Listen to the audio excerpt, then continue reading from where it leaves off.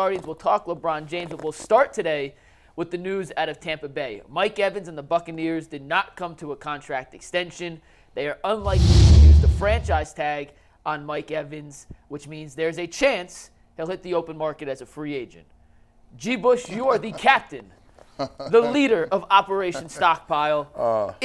And the big thing here is if Mike Evans was to hit the open market as a free agent, should he be priority number one this offseason for Andrew Berry and the Cleveland Browns? If any receiver hits the open market, it could be your cousin. If he hits the open market, I want your cousin on my roster running around, running little switch option routes as a slot receiver. Of course. The answer is yes, Operation Stockpile. This is the best part of the season. This is the part of the season where I can, in my head, add pieces and parts to the team, and they're going to be great. Think about this. Amari Cooper and Mike Evans? Now, when I think about the Browns going into Arrowhead or playing the Ravens or playing the Dolphins, I can say I got Mike Evans and Amari Cooper. Can you imagine the professional routes they would run on people? Could you imagine the type of up top skill set that they got? 13 touchdowns last year, 1,200 yards. I memorized all his stats. I believe it's 79 receptions. I want all parts of Mike. I don't want all parts, but I just want parts of his game to transfer to the Browns right now. You know what I'm saying? Like, so for me, like, look, I get it. You know, what's the cons? We'll hear a lot of them. He's going to want a bag, right? He's going to want a bag. He's a little older, a little longer in the tooth. Maybe you think he's going to – I can hear Adam the Bull saying, I just don't like it. Receiver's 31 years old, fall off the cliff. And Jay sitting over there, I can't agree with that right now. And I just hear what they saying. And Jason Lloyd, he just got the frown on. He just, I don't like nobody. But me, we in here on G Bush Takeover. We get to talk about all the fun stuff. And Mike Evans is the top receiver, the top thing that I want to talk about today, Earl. Tell me why I'm crazy that I want Mike Evans. Well, no, you're not crazy, and 31 ain't old, right? So, like, he'll be 31 when the season starts. You're not crazy at all, as you alluded to. 1255 exact was the yardage total for this year. Sir. 13 touchdowns. He done went over 1K in each of his 10 seasons. Listen, Mike G, we're not in a position to turn down nobody if they was to hit the open market. But like you said, realistically, I don't believe he's going to hit the market. But if he does, you know, definitely to bring him in. And if you decide to bring him in and somebody else as well, cool. I know Mike Evans is the topic, but like my number one choice would be T. Higgins. Number two would probably be Mike Evans, but I think both of those are unrealistic. Some realistic options that I have: Calvin Ridley, 29 years old. I'll take him. Went 1,016, 8 touchdowns last year. Michael Pittman Jr., 26 years old, went over 1,100 yards, had 4 touchdowns. Take him. And then Gabe Davis, of course, who was in Buffalo with Ken Dorsey. Yep. 24 years old, coming off his rookie contract, 746 yards, 7 touchdowns. The thing about him, he's had at least 6 touchdowns in each of his 4 seasons in the NFL. And so I would love, and I can dream and fantasize about having Mike Evans on this roster as well. I just don't think realistically that's going to be the case. Yeah, the reports at it. Oh, first off, I'm in Jay Crawford's seat. Okay, so I'm in Jay. So you got the numbers. I got the numbers, and I know if I was Jay and I was really channeling my inner Jay, I'd be like, go. gee, I don't like that, man. But I ain't Jay. I'm McNuggets. So I'm going to tell you why it's probably not going to happen, because I can't imagine a world where he actually leaves Tampa Bay. So for the sake of this, let's pretend that there was a giant falling out in Tampa Bay and Mike Evans is the free agent market. T. Higgins would be the perfect ideal candidate just based on age. He's young, similar skill set. Yeah. But I do think Mike Evans is the absolute perfect complement on paper in terms of what he brings as a receiver, his skill set, his mentality, and his leadership capabilities to add into this Browns offense. Couple things. First off, 10 seasons in the NFL, 10 1,000-yard seasons. You guys want to hear the whole list of receivers who have started their career with 10 consecutive 1,000-yard seasons? Here we go. Mike Evans. Boom. That's the list. That's it. Nobody else. Jerry Rice has 14,000-yard seasons in his career. That's the most ever. Wow. So he on Tied that for level? second, Mike Evans and Randy Moss. Those are the only 3 receivers in the history of this league with 10,000-yard seasons. So the production's there. Is he slowing down? I don't know. He had 1,255 yards and 13 touchdowns to lead the NFL last season.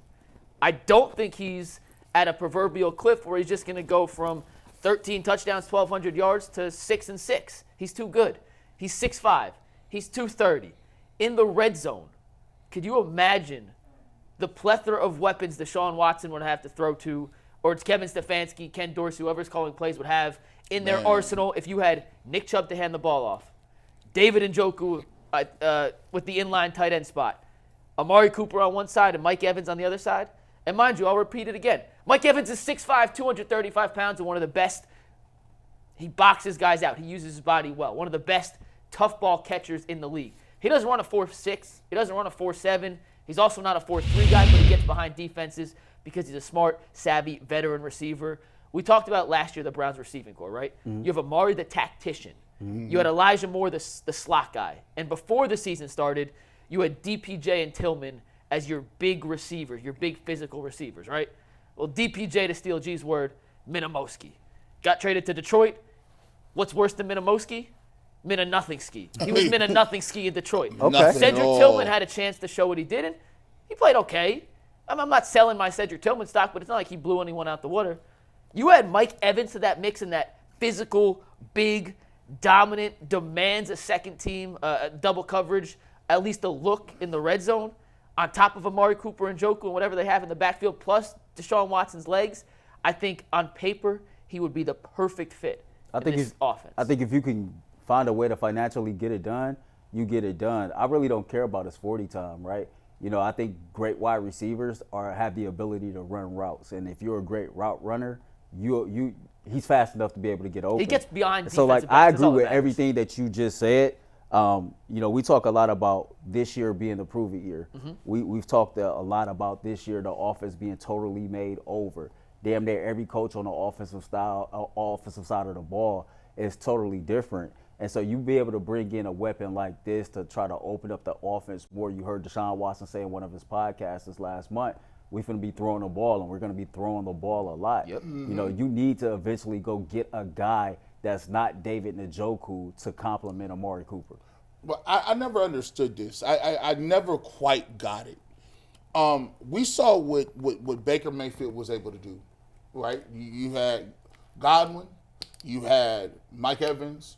Rashad White at the backfield. Yes. They have weapons. Baker was able to take you to the second round of the playoffs, right? Now, everybody that thinks that Baker is not some crazy franchise quarterback, but you see what you can get if you got the weapons. If you're going to put all this pressure on Deshaun Watson, which is rightfully so because you want him to perform, why would you not give him all the materials? Like, it's like people think that we get extra credit points for just saying, you know what, our franchise quarterback made everybody better and we didn't have to do nothing else. That's lazy. Like, if I'm going to be on the show, I want somebody else to come up with some hot fire lines. Yeah. I want the best producers and directors. Why would you say your lead host has to make everyone better and you got kids coming out of middle school joining them on the set and he got to do everything? No, I need top-notch weapons, and that means you can go and compete at the highest level. And everybody needs to stop saying this. Well, Patrick Mahomes does it. He's 101. That's it. He's 101. You can't say that. You can't compare Josh Allen. You can't compare Joe Burrow, Deshaun Watson. None of those guys are Patrick Mahomes. No. And just because Patrick Mahomes did it does not mean that's the recipe to copy and paste across the rest of the NFL. And G and Earl, you guys just alluded to this, and this was the next point I wanted to hit on. Not only is this a make-or-break year for Deshaun Watson and the Browns, but with their cap situation, their championship window with this current iteration of the roster. Now we've seen with the Chiefs. Just because one window closes doesn't mean you can't open the next one up immediately. Right. They traded Tyreek Hill, immediately opened another championship roster. They won two. So I'm not saying their only chance to win is this next season or next 2 seasons.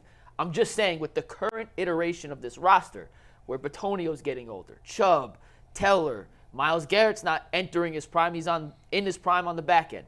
In this current iteration of this roster, why not go all in? And I understand you can't get everybody. Gee, I love the idea of Operation Stockpile. You just can't pay everybody. But if you can, and whether it's Evans or another big-name free agent receiver, whoever becomes available, I think you got to go out and make that swing and give these new offensive coaches, Deshaun Watson, Kevin Stefanski, alleviate some pressure off Nick Chubb so you don't need him to rush for 1,500 yards in his first season back from catastrophic knee injury. Give them as many options as possible to make this offense not just coherent, but explosive and dynamic, and most importantly, consistent. And that's where a guy like a Mike Evans, to your point, a Gabe Davis, a Calvin Ridley, whoever it is they end up bringing, I think we're all in agreement they'll bring someone in. But the championship window with this current iteration of the roster is really this year and maybe next year, depending on their financial situation. And then they'll rebuild, and that doesn't mean become bad again. That just means rebuild the foundation of their roster. I think we talked about it last year, G, pushing all your chips in. If they didn't do it last year, I don't know how you don't go all in this offseason. You got to. And sometimes I think we stuck. I did a little bit on the Ultimate Brown show the other day, and I said, let me look at the yardage wise. Let's look at the top 5 receivers of all time for the Cleveland Browns. And the problem was. Wait, can we guess who they are? Sure. Earl, you're the Browns guy. So we going just straight wide receivers, right? Wide receivers. Top 5 yardage of in all their time. career. Of all times. And their Browns career? Yep. All right, so in no particular order, and I know this is probably going to be wrong, I'm going to say Paul Warfield is on that list. No. Webster Slaughter. No. Paul Warfield not on that list? Webster Slaughter? Josh Gordon. Was that one season good enough to put him in the top 5? Amari's on that list? No. Oh, my goodness. We're terrible. These people all played like during World War II. Oh, okay, yeah. So These guys. This is a pre-modern era Brown. These are guys like Gary Collins, Dante Lavelli, Mac Speedy. These are your Ozzie Newsome, who's a tight end.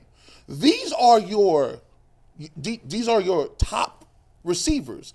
Anytime your top receivers, you put the picture up and it's black and white, you got a problem, bro. Like, black and white TV and pictures have been gone for centuries. Yeah. And we put those up, and those are our guys. And then you think about it, I just said, wow, like, could you do that to any other team? I'm watching guys like Andre Johnson get into the Hall of Fame, Reggie Wayne get into the Hall of Fame. And it's like, wow, I saw those guys playing, and we still didn't have no receivers. And you go back to the 80s and be like, well, who was really Andre Reed, Curtis Lofton, and Jerry Rice, and we still didn't have no receivers. Like, we got all the way to the 2020s, and we finally got Amari Cooper. But you could argue that Amari Cooper, if he goes to the Hall of Fame, or if it was the Hall of Very Good, his best years was with Dallas. He's only been here 2 years. Think about it like this, though, because we talked about this a little bit yesterday, that Andrew Berry is going to have to change his approach to how he evaluates this position and how he goes about acquiring players that play this position. No more 3rd, 4th, and 6th round picks at wide receiver, right? Your best acquisition at wide receiver came via trade when you went and stole Amari Cooper from the Dallas Cowboys. And so to me, I could see him possibly going out there to trade for another wide receiver. You know, we talk a lot about Gabe Davis, but hell, you might go trade for Stephon Diggs. You never know how that might work out. I think that because of how badly you've missed in the draft, you need to swing big in free agency and go get a wide receiver, because the one thing that is working in the Browns' favor is that for the last couple of years, you done had a lot of veterans playing on 1-year deals. Mm-hmm. And so I don't think the salary cap is going to be as big as an issue as people might think it is. And you can always manipulate the cap if there's a player out there, right, that you really, really want. And so when you couple everything that we're talking about, the fact that we know he's been bad in the draft when it comes to going to get wide receivers, and we clearly all believe that this is a make or break season, you need to go in free agency and you need to go out there and swing big to go get you a big time primary playmaker that can take some pressure off of Amari Cooper. So let me ask y'all this question. You know, I play devil's advocate a little bit. How many years are you willing to give Mike Evans? So that's obviously the elephant in the room with the whole receiver discussion. That's why I keep coming back to Gabe Davis as the guy I think at the end of the day probably make the most sense. Will be the most realistic, affordable guy that the Browns want. I think he'll end up being the Browns' big acquisition at wide receiver. I think for a guy like Gabe Davis, who's 24, 25, does he turn 25 by the start of the season, or is he I can look that just turned 24? Whatever he is, they'll go 3-4 years. The guy like Mike Evans, just based on Andrew Berry's track record and knowing the deals he's given out to guys at that position, in general to free agents in that age range, I think he'd want to go with a 2-year deal, but I think Mike Evans would get a bigger, more years and a bigger total number in terms of guaranteed money from another team that would be willing. Like Carolina, for example. If you're Carolina and you have all this cap space, or a team potentially like Chicago, which I don't think makes as much sense, but we'll use Carolina, for example. Ton of cap space, Bryce Young, no receivers. Why would you not be like, all right, Mike Evans, here's 4 years, $100 million, $25 a year, to come finish your career in Carolina, help Bryce Young become what he is. The Browns just can't offer that kind of contract. So in my mind, I think realistically, the best the Browns would offer Mike Evans is 2 years, and that may not be enough to get him. But Jimmy Haslam's willing to pay up front, and that's the big difference in some of these. The sign-in bonus they could up over some other teams, and that might be a differentiating factor in the Browns' contract proposal versus a team like Carolina or a team that's not willing to spend as much up front. Yeah, I would because he is 31. To Earl's point, he is 31. I would think that he would push for a third year, I think so too, third year, like for a guy like Mike Evans who has been the model of success, like you said. He's gonna go into that office and be like, look, he's a Hall of Famer, by the way. I done did this 2 years in a row. Like, this ain't nothing new to me. And you point out what major injury I've had so far. Now, here's the devastating part. It's one of them things where you be like, man, I'm gonna go get this 2016 Chevy, Earl. Mm-hmm. It looked nice, but when you checking them miles out, you could pull that off that JD Byrider, and guess what's gonna happen? Engine light check, come on, check engine light, come on, doom, you looking around. If he was to get hurt and that was their main guy, because I always naturally assume that all these dudes gonna get hurt. It's the Browns, they all gonna get hurt. Mike Evans in his 10-year career has never missed more than 3 games in a season, though. And it is just worth pointing out. Right. It has been very durable. And let me be clear about Operation Stockpile. By no means necessary, this doesn't mean this is the only receiver they're getting. Operation Stockpile means I'm getting one named receiver that is proven. I still need to go get another secondary guy that I can maybe mold or possibly draft a guy with speed. Let me ask you a question, Earl. What's up? As of today, it is 11:26 on February 20th. This could change in 20 minutes, but for right now, Andrew Berry does not have a contract extension. Mm-hmm. Do you think, and I just thought of this, maybe it's a longer discussion for another day, but we'll use this in terms of Mike Evans for this specific discussion. As of, once again, 11:26 on February 20th, Andrew Berry does not have a contract extension. This is his last season. Do you think the fact that he doesn't have long-term security will affect the way he approaches a potential free agent negotiation with a guy like Mike Evans, or maybe he'd be willing to go an extra year on the back end, even though that's not his MO, because all chips on the table, this might be my last year. If that's what I need to do to get Mike Evans, that's a good question. I got to do what I got to do. I think it will play a role in how he goes about carrying himself this offseason. If he goes into free agency, which it looks like he will, without a contract extension, then yeah, it's going to change how aggressive I am. I am going to be more aggressive than probably I was in the past. We've always known Andrew Berry to be aggressive anyway. Mm-hmm. So imagine somebody that's already been aggressive, kind of like leveling up a little bit more, being willing to kind of like, swing for the fences a little bit more. Like, the Browns are set to get their first round draft pick back in 2025, but we ain't had one in so long. If Andrew Berry seen something and he looked at it like a sweet lick, it wouldn't surprise me if he traded the 2025 first round pick. But if it brought back a player that can have an immediate impact and can help the Browns reach their ultimate goal this upcoming season, then it was all for it. Like you said, you're not operating under the premises that you're gonna be here past this upcoming season. So you got to go all in. Is that a fair question, G? That's a very fair question, and I'm going to tell you exactly what the answer to that is. Yes, it changes things. Let me give you an example. I was in my previous marriage. We was going to counseling and everything, and she came home one day and hit me with you know what? We already had one rental property. We came to the spot. She like, you know what? I think we should get another rental property. I don't know about that, dog. I'm almost a free agent. Like, we right now, we both about to be free agents. Why would I go in here and support and put 25, 30% down on another house that I might not be even getting none of in a divorce proceeding. No, Eric Spoelstra. Eric Spoelstra, you're a smart man. The Heat did him right, by the way. The Heat did him the biggest solid. Do you know what happened? No. Yeah, tell the story. So Eric Spoelstra and his wife of a long time separated this year. Okay. The day after they separated, Miami gave him the biggest coaching contract extension in the history of the NBA. They specifically waited for the divorce papers to be signed, finalized, and complete so that once they were split, that money was his and not theirs. Like, shout out to Pat Riley. That's what I need. That's a good employer. I love that about you, man. But that's going to change the way Andrew Berry do, because he might not see a second deal. Like, that's why I always, like, human nature is human nature. If I got everything riding on this and the whole thing is moving and I need to put my best foot forward, you going to get one of the, at least this the way it works in Cleveland. For the most part, when you go and spend that bag, people give you credit for it. They give you credit for being aggressive. We'd rather see you, strike out swinging instead of sitting up there and watching the third pitch, right? No, so get your cuts in, dog. At least if you go out and say, listen, we wanted to get a receiver, we went and did it. We did it when we needed to do it in the next couple of years because we thought that was our window.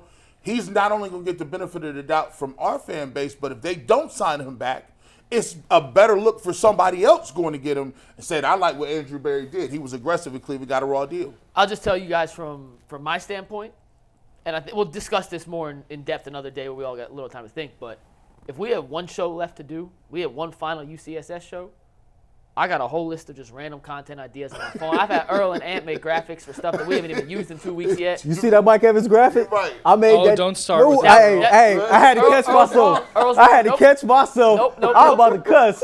That's not from the day that's not because that day's no receivers. So I know that's not from the day you're thinking of. Y'all know the picture of Travis Kelce, like in Andy Reid face. I'm using that all the time. Man, this man made me make 15 graphics 2 weeks ago that I still ain't used. I didn't know Bill Callahan was going to go to join his son that morning. He had him in the tuck. We're going to use it. It's coming Friday, though. It's coming on Friday. We still have not done the Njoku bucket game that I made 4 months ago. My man Njoku's only come on once. That's what I'm saying. He made seven montages the same day I made these 14 graphics. We ain't used none of that content yet. Well, G, we sitting on it. We sitting on it like a cat, like Birdman. Like we on Cash Money, and Birdman won't release the album because he's mad at us or something. This is what this is. When they come in Friday and they have no work to do on Friday, and they're like, "Ooh, I get to sleep in, come in an hour late." Y'all can thank me then. Look, wait, hold on, because on the same day, on the same day, he thought he was, because on this same day was the same day as the debut of the Ultimate 216 show. Dude gave me 28 graphics. On the day, I'm nervous out my damn mind about doing this show, and I'm sitting up here like, he has no regards for human life. I was waiting for the perfect panel to do it, and with the rotating cast and vacation, we haven't had the right panel back. I make the graphics, and then Callahan move on. He says, yeah, we're going to probably use this another day. I say, no, we not. No, we not. I feel so bad for Earl for doing his job, man. I feel so bad that Earl did his job. The sad part about it is I did all that complaining. I knocked it out. He finished it. He was done by 9:30. He was all I was going to say, he was done before I was. Anyway.